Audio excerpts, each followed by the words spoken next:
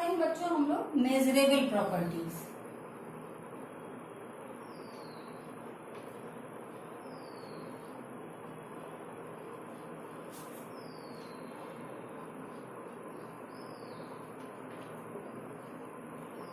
Gas को major करने के लिए कुछ प्रॉपर्टीज हैं जिनको बोलते हैं मेजरेबल प्रॉपर्टीज।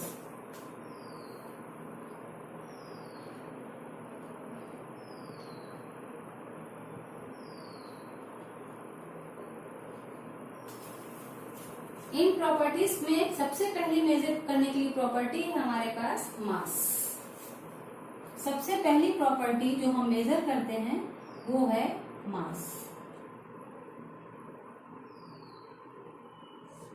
पहली प्रॉपर्टी, गैस का मास कैसे मेजर करेंगे, इसके लिए एक फॉर्मूला है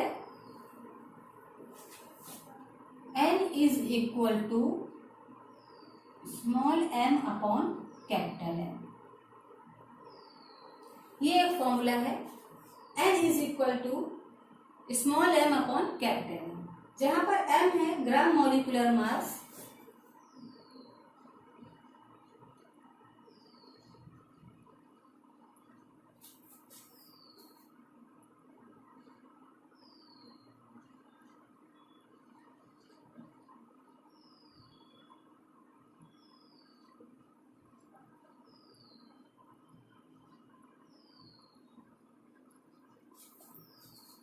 m है जो गिवन मास होगा, आपको जो मास दिया जाएगा मतलब ग्राम में दिया जाएगा आपको जो मास जो गिवन होगा, इसको ब्रैकेट में लिख लीजिए गिवन। अब ये कितना भी दिया जा सकता है। n यहाँ पे क्या है, आवागैड्रो नंबर है। आवागैड्रो नंबर आप लोग 12th क्लास में पढ़े हुए हैं। आवागैड्रो नंबर है n यहाँ पे। और ये गैस का ही मास होगा, गैस का। ओके, अब ये जो n है, आवागैड्रो नंबर कितना होता है, 1 मोल ऑफ गैस। आवागैड्रो नंबर क्या होता है, 6.023 इंटू 10⁻23 मॉलिक्यूल्स 1 मोल गैस में होते हैं। 1 mole of a gas contain इतने इसमें मॉलिक्यूल्स होते हैं, इसको बोलते हैं आवागैड्रो नंबर। दूसरी मेजरेबल प्रॉपर्टी है बच्चों वॉल्यूम। दूसरी मेजरेबल प्रॉपर्टी है वॉल्यूम। हम लोग मास के टर्म में इसकी स्टडी करेंगे और वॉल्यूम के टर्म में भी स्टडी कर सकते हैं। तो वॉल्यूम में जो हम लोग मेजर करेंगे मीटर क्यूब में या सेंटीमीटर क्यूब में, तो मीटर क्यूब को सेंटीमीटर क्यूब में चेंज करेंगे तो 10⁻³ सेंटीमीटर क्यूब हो जाएगा। ठीक, या इसको 10⁻6 सेंटीमीटर क्यूब में कर सकते हैं 1 मीटर को। और ये है डेसीमीटर क्यूब, ये है सेंटीमीटर क्यूब। ऐसे ही 1 लीटर में अगर हम ले इसको, अगर हम इसको 1 लीटर में ले तो 10⁻³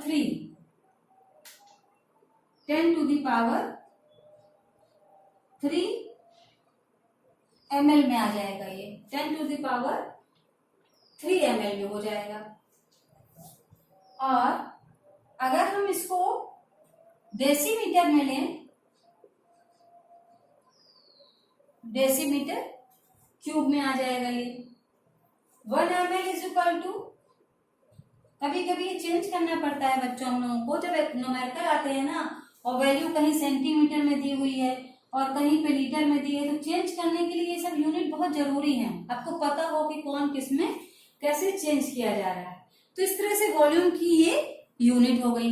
अब नेक्स्ट आती है इसकी प्रेशर। तो प्रेशर को मापने के तो इसके बहुत सारे तरीके हैं। प्रेशर के लिए ये बिगाड़ दो, नोट कर लिया। तो प्रेशर को भी देख लेते हैं हम लोग।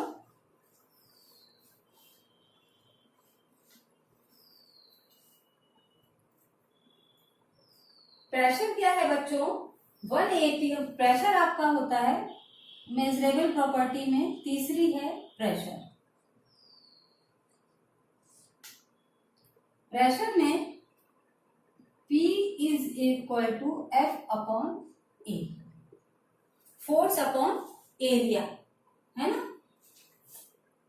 फोर्स ये सब आप लोग फिजिक्स में पढ़ चुके हैं और इनकी यूनिट निकालना भी आप लोग सीख चुके हैं। जहाँ विमा और यूनिट निकालते थे ना, डायमेंशंस निकालते थे, वहां पर ये आपने सीखा हुआ है। और सारे ही बच्चों के पास फिजिक्स रहती है क्लास 12th में, तो कोई नई चीज नहीं बता रही हूं मैं। Mass into acceleration, mass into acceleration, तो ये जस्ट रिवीजन है, आपको सब आता ही है। एरिया है, एरिया अगर ऐसे नहीं लिख रहे हैं तो आप लेंथ वगैरह टर्म में लिख सकते हैं, सीधे सीधे ए लिख दीजिए। ठीक, अब इसकी यूनिट निकाल लीजिए। यूनिट निकालने में कोई बड़ी बात नहीं है, फोर्स अपॉन एरिया करके आपने अगर निकाला है तो। अब ये फोर्स अपॉन एरिया जो आपने लिखा है तो M इंटू जी, इसी की बात को तो लिख रहे हैं, M इंटू जी अपॉन ए। ठीक, M इंटू जी अपॉन ए। अब M इंटू जी अपॉन ए है, अब इसको हम M को फिर चेंज कर दें। मान लीजिए कि कोई हमने लिया है, M बराबर होता है, वॉल्यूम बराबर क्या होता है, area of cross section into height. अब M आपका क्या हो जाता है, M बराबर V इंटू डी, मतलब वॉल्यूम इंटू डिस्टेंस, है ना। और वॉल्यूम बराबर आपका क्या हो जाता है, वॉल्यूम बराबर आपका हो जाता है, चूंकि वॉल्यूम बराबर आपका क्या है बच्चों, area of cross section into height, area of cross section into height. मैं पूरा एरिया ऑफ क्रॉस सेक्शन नहीं लिख रही हूँ, ये लिख रही हूँ ए इंटू एच। तो अब जो ये इक्वेशन आपने लिखी है, ये पहली इक्वेशन, और इन वैल्यू को अगर उसमें पुटअप कर दें हम, इसमें रख दें P बराबर M इंटू जी अपॉन ए, जो आपने ये लिखा हुआ है, इसमें अगर हम ये वैल्यू रख दें, ये जो भी हमने निकाली है, A into H into D into ji,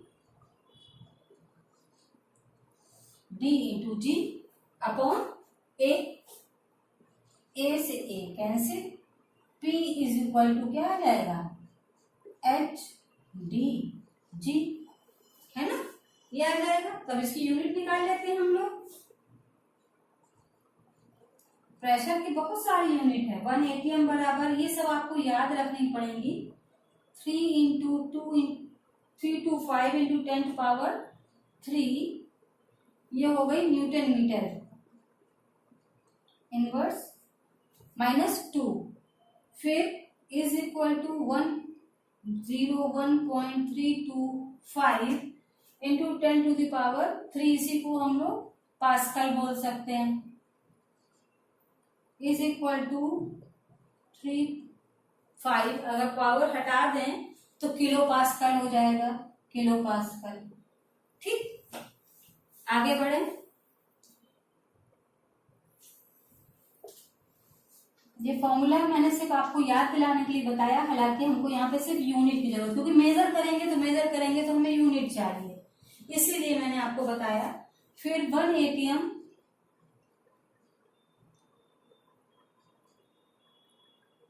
ATM is equal to 76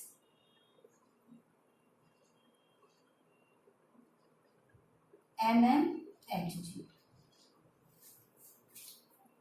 ठीक, 760 mmHg is equal to 76.0 centimetre Hg। ठीक, हालांकि हमारे सबसे ज्यादा यूनिट की यूज होती है वो यही होती है, इसी यूनिट का सबसे ज्यादा यूज करते हैं या फिर इसका यूज करते हैं।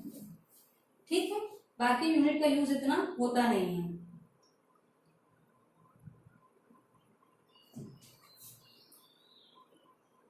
फिर है आपका 2 यूनिट है, 1 टॉर, टॉर में भी इसको नापा जाता है, TORR, torr is equal to 1 mmHg।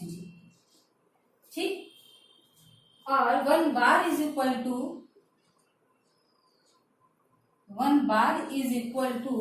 ये होता है आपका 10⁵ पास्कल।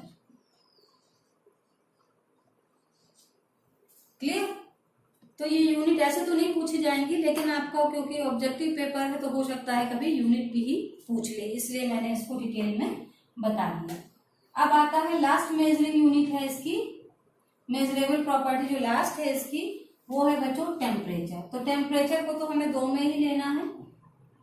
लास्ट है इसकी टेम्परेचर।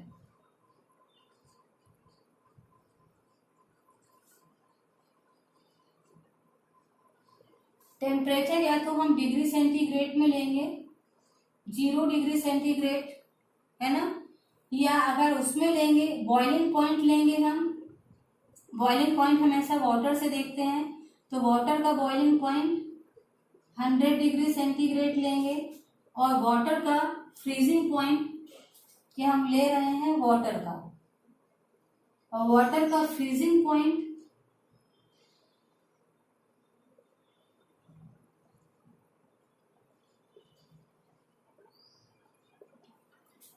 0 degree centigrade. और टेम्परेचर हमारे सारे जो है ये 0 डिग्री सेंटीग्रेड से 100 डिग्री सेंटीग्रेड के बीच में ही लाई करेंगे। अगर हम केल्विन में लेंगे तो ये आएगा 273 केल्विन। अगर हम 0 डिग्री सेंटीग्रेड को केल्विन में चेंज करें तो 0 degree centigrade is equal to 273 kelvin. फिर उसके बाद जो टेम्परेचर बढ़ता जाएगा वो उसमें हम ऐड करेंगे, तो हम इसको केल्विन में लेंगे। तो बच्चों ये मेजरेबल यूनिट है जिसके द्वारा हम इसमें इन प्रॉपर्टीज को डिस्कस करेंगे, क्योंकि इन्हीं प्रॉपर्टीज के थ्रू ही हम इस चैप्टर को आगे बढ़ाएंगे।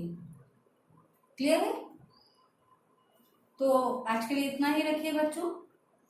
हैव ए नाइस डे, और पढ़ाई करते रहिए, घर में रहिए, सुरक्षित रहिए, पढ़ाई होती रहनी चाहिए।